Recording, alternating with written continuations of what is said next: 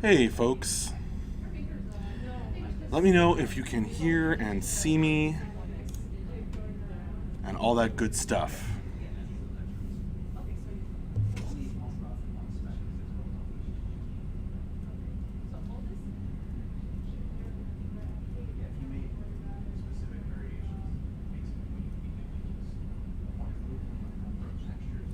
Okay, great. Let's see if I stay in focus when I move back a bit. Still got me? Still got me? Still got me? Still got me?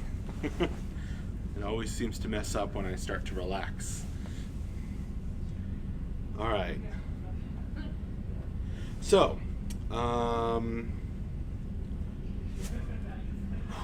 this should be a fun read. I wanted to do part two, or rather the second half of the Luchorpan becoming story. I read the first half on stream a while back. We got about halfway through, almost exactly halfway through actually, and ran out of time. So I wanted to read the second half and finish it up. So you can check out the first half of the story if you go into our streaming, recordings. Moobot will tell you in a minute, I'm sure, where to find those. But also, just to quickly refresh your memory. Oh, hang on a sec. No vacuum, thank you. Okay.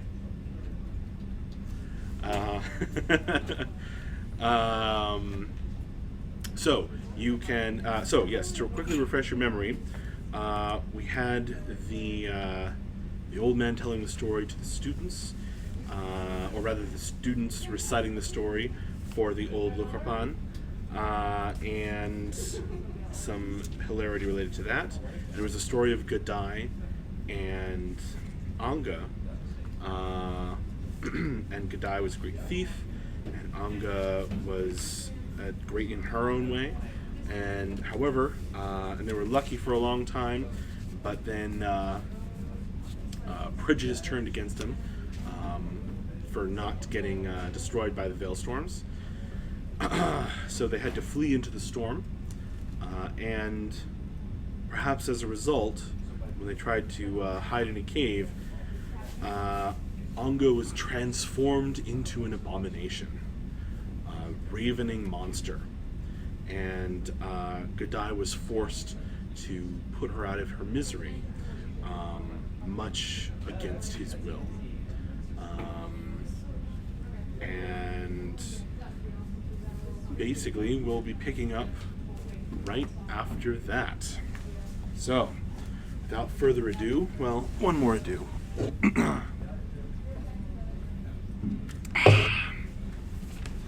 Alright, without any more ados, the second half of the Luchorpan becoming story.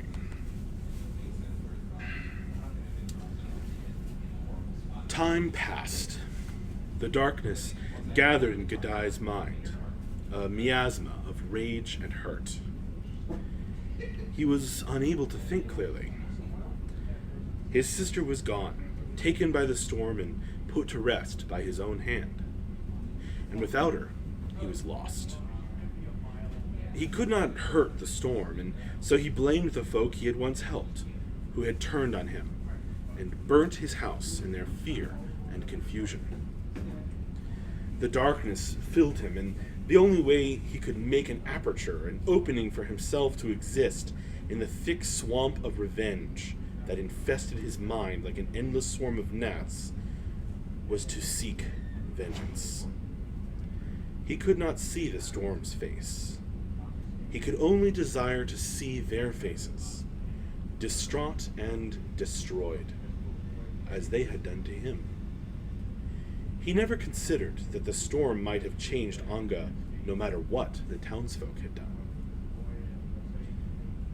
Gadai tried to satisfy his need for revenge. He stole from the townsfolk, as never before, not for anyone's benefit, even his own. He took everything they had, from the rich and the poor alike, as punishment for their cruelty and ingratitude. Instead of sharing his loot, he hid the great fortune away in the earth, in a cave, far from the one he and Anga had shared. He could never go back there. The more Gadai stole, the more the Veilstorm's influence on his body grew, but slowly enough that he didn't notice at first. His countenance began to reflect his nature, the thief's face twisted into a sinister mask of hatred and cruelty. He started to shrink in stature as his rage and need for revenge warped his mind. It became even easier to sneak his way into homes through small openings, and his footstep became light as a feather. Gadai's eyes began to change as well, reflecting the color of valuable metals nearby, which he could track by scent, like a hound following a trail. His skills at opening locks and evading traps the townfolk set for him increased as he paid little attention to anything else. Gadai's pranks were no longer intended to amuse. The surviving townsfolk found their door hinges removed, their well filled with foul water, and their wagon wheels loosened. None of these satisfied Gadai, and his mood grew ever darker. The seasons turned, but Gadai paid them little mind, focused only on his insatiable hunger to take more and more. One winter's evening, he entered the home of a wealthy merchant. Quietly, he crept from room to room, pocketing anything of value. He lifted a painting, the silver, and a few tapestries, piling it all by the window. Eventually, he made his way to a small bedroom on the second floor, where the wealthy merchant's youngest daughter slept. Gadai paused for a moment, hand above her tiny wooden jewelry box. The girl looked just like Anga. He leaned closer. No, not just like her. It was no more than a passing resemblance. Gadai felt pain welling up inside him, threatening to overwhelm. He pushed the feeling aside and continued relieving the teenage girl of her jewelry collection. The hiss of rain began outside. Thunder rumbled, and the flash of twisting lightning signaled the start of a sudden Veilstorm. The house he was in seemed almost at the epicenter of the tumult. Wind and magic tore at the roof and made the walls creak. Gadai figured it was time to leave and made for the nearest window. He flung it open and the rain blew back in his face. The girl sat up in bed, awakened by the wet and the noise. She screamed wildly when she saw Gadai's twisted little figure, his legs bent in preparation to leap out of her room. Her desperate scream of fear, just like his sister's on their last night together, pierced Gadai's heart like an arrow. He hesitated for just a moment, staring aghast back at the girl in her nightgown. That was long enough for something to answer her scream for help. Her father, mid-transformation into an abomination, rushed into the room, letting loose a gurgling roar. Tentacles tipped with claws trailed behind him, twitching as they felt for prey. The thing made straight for the bed where his daughter sat screaming. Gadai reacted without thinking. He leaped into the path of death, knowing he could only offer a moment's protection against this enraged monstrosity. He had no mighty weapon he could use to fight off an abomination filled with rage. He was no warrior. The abomination was a creature of the storm, which was already reaching the peak of its power outside. He kneeled on the bed, holding the girl tightly while she tried to push him away. Gadai refused to let go even as the abomination attacked him savagely, raking his body and reopening long-healed scars. Blood spattered the room along with the rain blown in through the window. As he felt his strength wane and the life leave his body, Godai heard the crash and boom outside as the storm reached its zenith. Splinters of wood fell into the room as the roof began to come loose. Godai's last thoughts were of the long-abandoned cave where he had slain the thing that killed Anga. He wished he and the girl could be back there, where his life of vengeance had begun. The abomination slammed its claws down in a final killing stroke. However, its claws found only air and the feather bed. The creature howled with inhuman frustration. When Godai awoke, he found himself back in that never-forgotten cave where the horror had happened. It was warmed by a gentle fire. Sitting up painfully, he discovered that his clothes had been cleaned, and his wounds carefully dressed with torn strips of cloth. Blinking, Godai rubbed thick sand from his eyes. He felt like he'd been asleep for days. The thief's gaze landed on a young girl sitting by the fire, feeding it with sticks. For a moment, he felt utterly confused. Everything had been a nightmare, and he was still with his sister. Elation briefly filled his heart, but before he could choke out her name, the girl came into focus, and he knew that this wasn't his sister. Anga was still dead. The girl glanced up and smiled. She stood and came over to him, and Godai realized that she was not as young as he had first thought.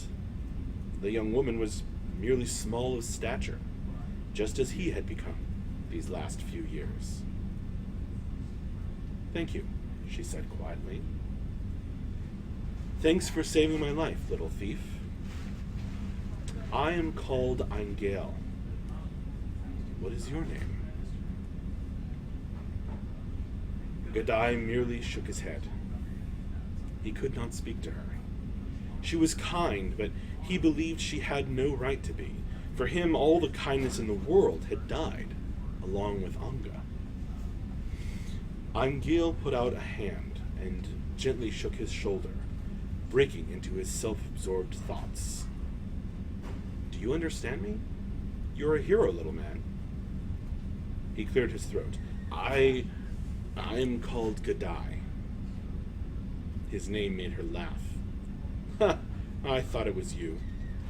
'Tis a good name for you." She let go of his shoulder and stood, brushing sand from her torn shift before adding, "You may keep the necklace that is in your pocket. It is my bond that we shall marry one day." Godai's malformed eyes narrowed as he scoffed at her. "What are you talking about? Why would we marry? We've only known each other for... We met when I was robbing your house." "My father could afford the loss. For a moment, Angel stood silently, staring into the fire. He had become a monster all on his own, before the storm changed him. Then she looked at Godai and laughed again, her green eyes flashing with a hidden spark of magic. "Believe me, love, one day we shall marry." "Ridiculous. You've gone mad." "I have no use for love. I will marry no one." Godai struggled to stand, tearing the bandages across his back with a sharp pain. Before he could rise, Angel put her hands on his head and pushed him back down. She kissed the top of his hairy head lightly and patted him. "Rest now. You're going to have to take me back to my village soon." He sat back, breathing painfully, and looked up into her face. Again he thought he saw the shimmer of magic in her eyes, or perhaps it was his own tears of pain. "What makes you so sure I will do any of these things?" Angale shook her head as she turned back to the fire, which was burning low. Men are always the last to know. When Godai's wounds had healed enough to let him walk, he walked with her back to her village. One of the village elders took Angale in, for her family, and indeed her whole house, was gone, taken by the storms. Then the thief turned to leave, figuring he had repaid her for bandaging him. He fully expected to hear her cry out after him to object to their parting, but all Angale did was wave and call, "Farewell for now, my beautiful betrothed." The gathered village folk stared in complete shock. Godai's body was twisted and repulsive to look upon, as ugly outside as he had become within. Godai found himself unable to stray too far from Angale's village.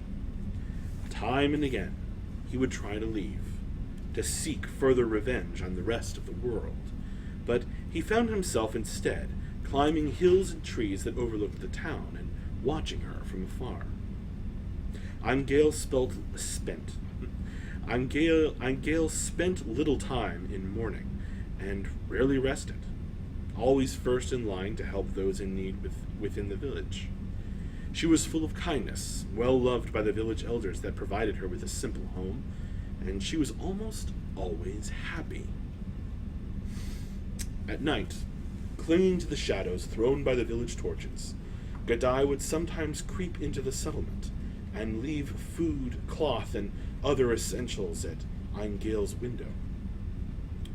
Though he meant to leave the goods for her alone, she only ever used them to help others. Godai couldn't help hoping she guessed who left the things for her. In this way he watched her from afar. He secretly laughed at the suitors who came and went, disappointed from Angale. She was good-natured and beautiful, but her magic-glittered eyes often looked to the sky and stars and seemed always to be waiting for something. Until one day, a wealthy young man came into her life. They met at a spring celebration in the central square of the village and danced together.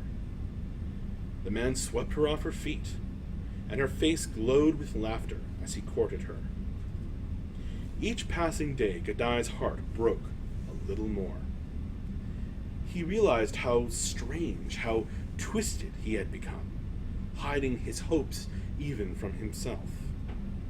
He had let himself secretly believe in whatever was left of his heart that her prediction would come true. When he could stand it no more, he went back to the old cave once again to curse humanity. He lay down to sleep that night, dreaming of his revenge on Angale for breaking her promise to him. But when he awoke, Godai looked around the long-abandoned cave where he had convalesced and found he couldn't summon the passion that had fueled him. His revenge, his need to exact personal justice, felt as hollow and empty as the cave where Anga had died. Godai walked outside and looked up at the hill where he and his sister used to live so happily. The wreckage of the old house was almost completely gone, blown away or buried, or perhaps looted to repair other buildings in the town that lay just beyond the hill. Back then, he had followed a code. Back then, he had people to care for with his skill.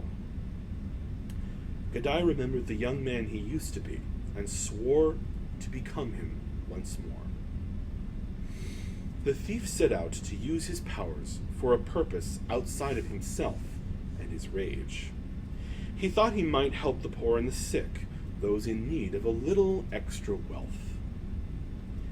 However, he added to himself with an impish grin that felt unfamiliar on his twisted features. A good prank now and then might do some good, too. He left the cave behind, with all its terrible memories, never to return. Godai went from town to town, looking for things that needed doing by someone with his talents.